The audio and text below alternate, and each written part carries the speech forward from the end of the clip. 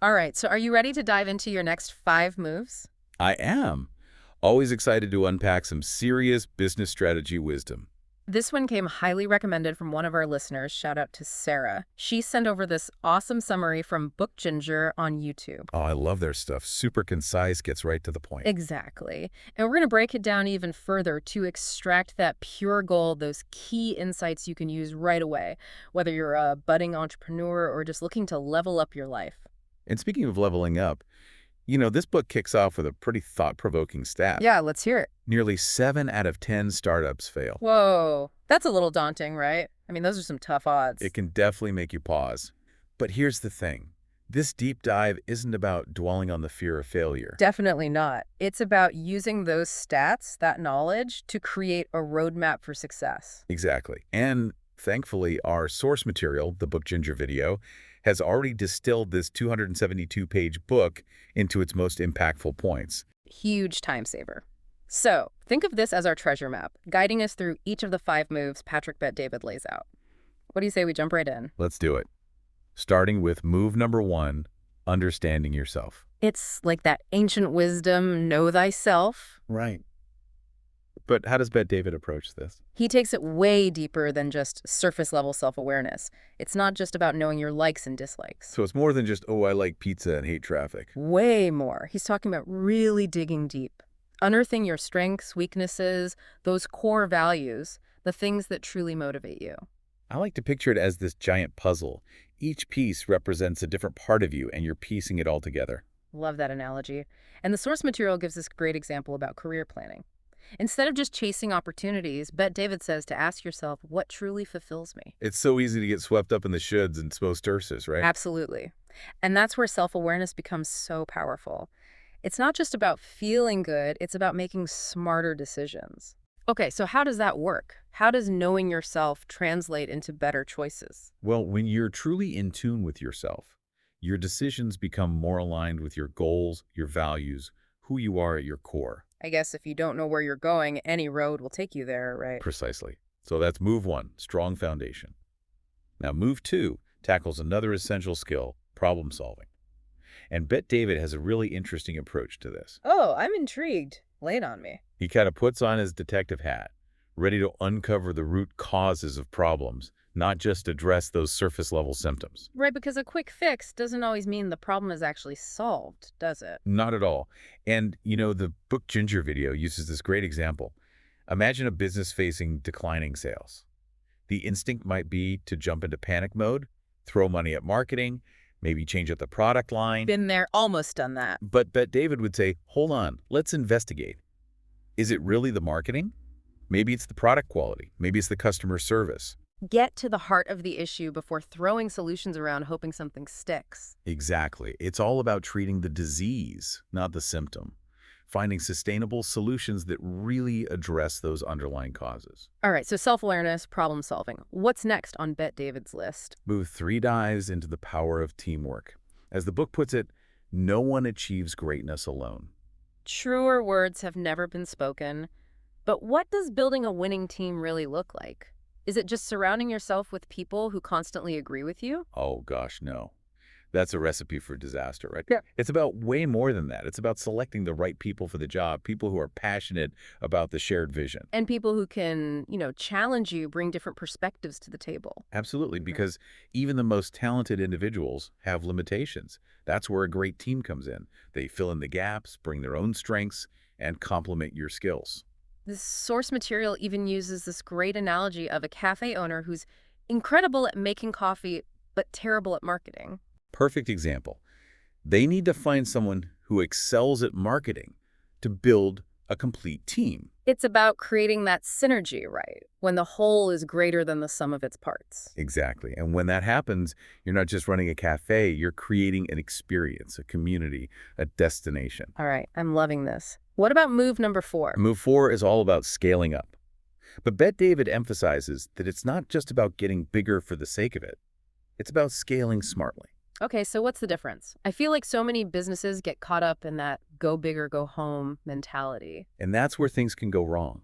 They lose sight of what made them special in the first place.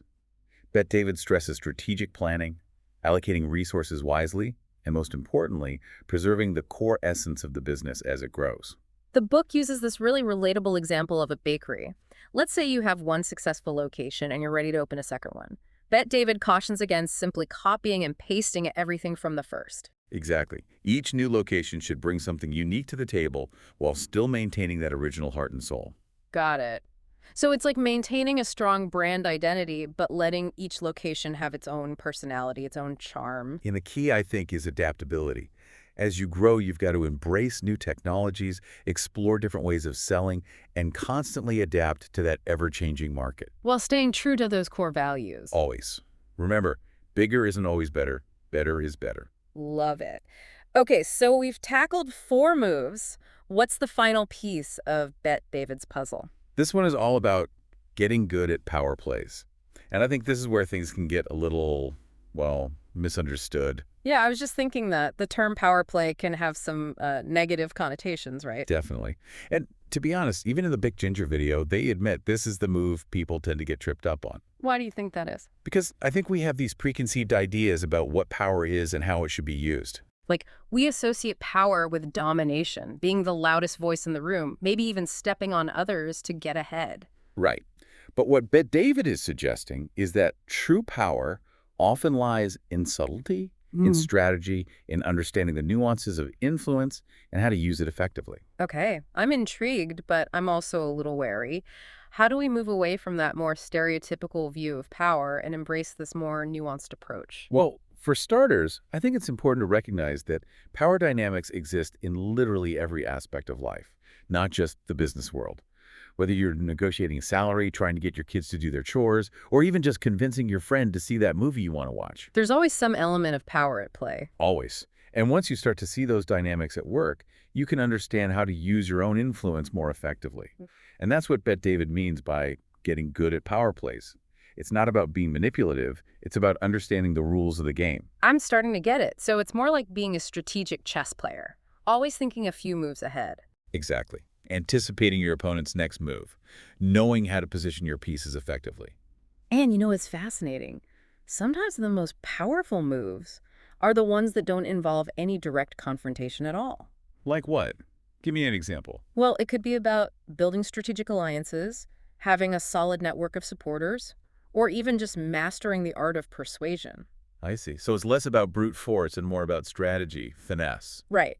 And remember that tech startup we talked about earlier, the one going up against those industry giants?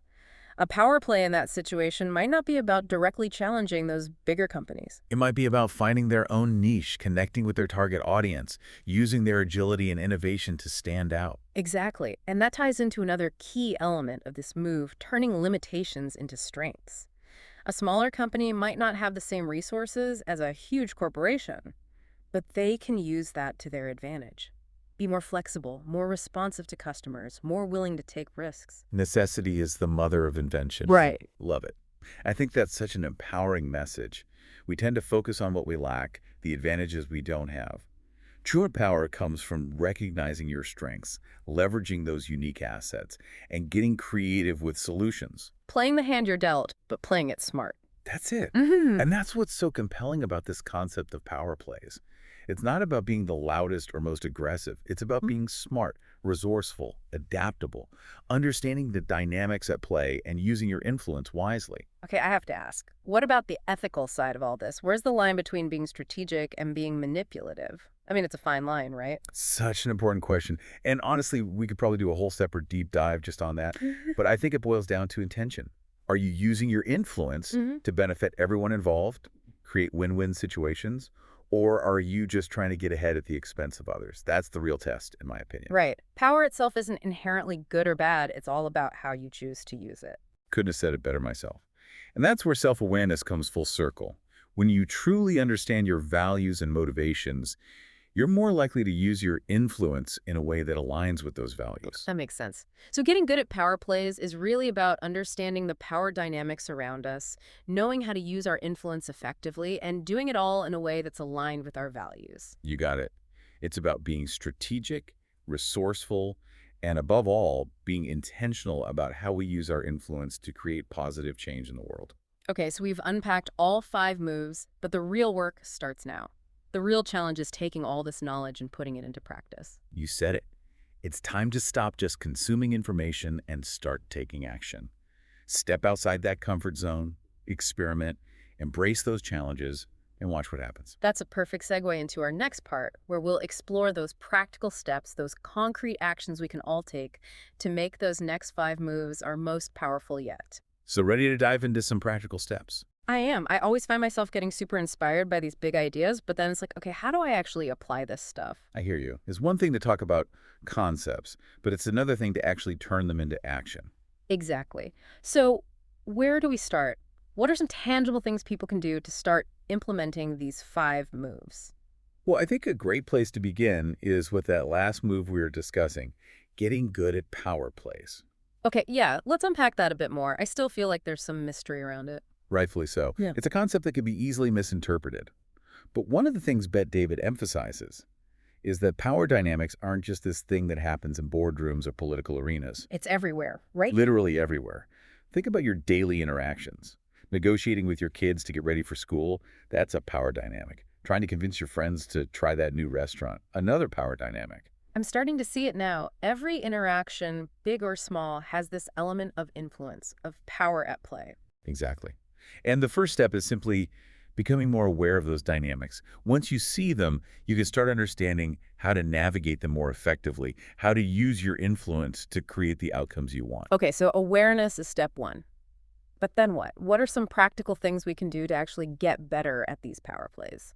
Well, one simple yet incredibly powerful thing is to pay attention to the subtle cues people give off in those everyday interactions. Like what kind of cues? Well, for example, how do people respond to you when you speak with confidence versus when you hesitate or sound unsure of yourself? Interesting. I've never really thought about it like that. It's about tuning into those subtle signals.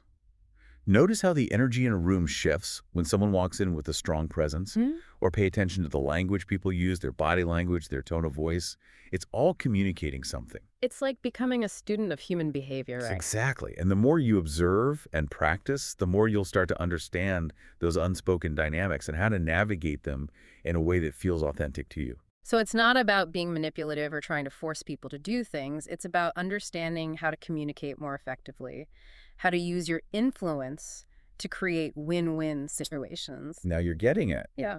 It's about recognizing that you do have influence, we all do, and choosing to use it consciously and intentionally. Okay, so let's talk about some specific actions people can take. What are some things our listeners can start doing today to get better at those power plays? Well, one thing Bet David recommends is practicing the art of persuasion. Okay, so how do we do that? One technique is to start by focusing on truly understanding the other person's perspective. What are their needs, their motivations? What are they hoping to gain from this interaction? So it's about active listening, really trying to step into their shoes. Exactly. And once you have a good grasp of their perspective, you can tailor your communication in a way that resonates with them. So it's not about manipulating them, it's about presenting your ideas in a way that aligns with their interests. Right. It's about finding that common ground, building rapport, and then using your influence to nudge things in the direction you'd like them to go. So it's kind of like a dance, isn't it? A delicate balance of understanding, communication, and influence. That's a great way to put it. And it takes practice. But the more you practice, the more confident and effective you'll become. And this ties back to those other moves we discussed, right? Like self-awareness helps us understand how we come across to others and what kind of influence we naturally have. Absolutely. And problem-solving skills are essential when we encounter resistance or setbacks. And building a winning team is all about surrounding ourselves with people who support us and amplify our strength. It all works together. And as we get better at those power plays, we can scale our efforts strategically, expanding our reach and impact. I love how this all connects. It's like Bet David has given us this incredible toolkit for success, and each tool complements the others. And the key is to use those tools with intention, to be mindful of the power we hold, and to use it in a way that benefits not just ourselves, but also those around us. Because ultimately, isn't that what true power is all about? Using our influence to create positive change in the world. You know, as we wrap up this deep dive into your next 5 moves, I'm struck by how much ground we've covered today. It's been a whirlwind, right?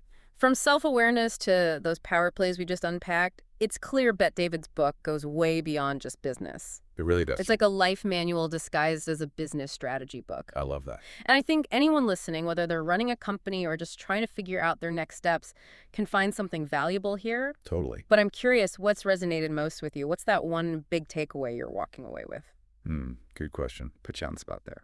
You know what's really sticking with me is Beth David's emphasis on action. Oh, yeah, he's all about it. It's so easy to get caught up in learning, reading, listening to podcasts like this one. We're definitely guilty of that. But it's another thing entirely to actually put that knowledge into practice. Like the Book Ginger video, they even said it outright. Yeah, they really hammered that point home. You're like, all right, you've got the info, now go out there and do something. Exactly. It's that willingness to take action, to step outside your comfort zone, to experiment, that really separates those who succeed from those who just dream. It's like ideas are great, but execution is everything. Couldn't agree more. And I think it comes back to that passion, that fire in your belly, Oh, definitely. that drive to make things happen, to create something meaningful. That's what fuels those next 5 moves. So it keeps us moving forward. And those moves don't have to be these massive leaps. No, not at all. Sometimes it's the small, consistent steps day in and day out that lead to the biggest transformations. I love that.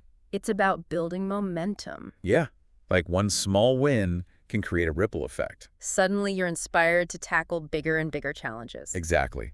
And it all comes back to that stat we talked about at the beginning. The one about startups failing. Yeah, it's a sobering reminder that success is never guaranteed. But it's not about letting that fear paralyze us. No way. It's about using it as motivation. To make smarter decisions, build stronger teams, to never stop learning and adapting. And I think your next 5 moves gives us the framework to do just that. It does. It arms us with the tools to face those inevitable challenges, to make bold choices, and to increase our chances of achieving those big, audacious goals. And that's what it's all about, right? Oh, Taking those dreams and turning them into reality. Absolutely. Mm. So as we wrap up this deep dive, I want to leave our listeners with one final thought, one final question. Let's hear it. What's your next 5 moves? What are those small steps you can take today, this week, this month, to move closer to the life you envision for yourself? Write them down, visualize them, and most importantly, take action. Could not have said it better myself. Your future self will thank you. So until next time, keep learning, keep growing, and keep making those power plays. And never stop asking what's next. See you all on our next deep dive.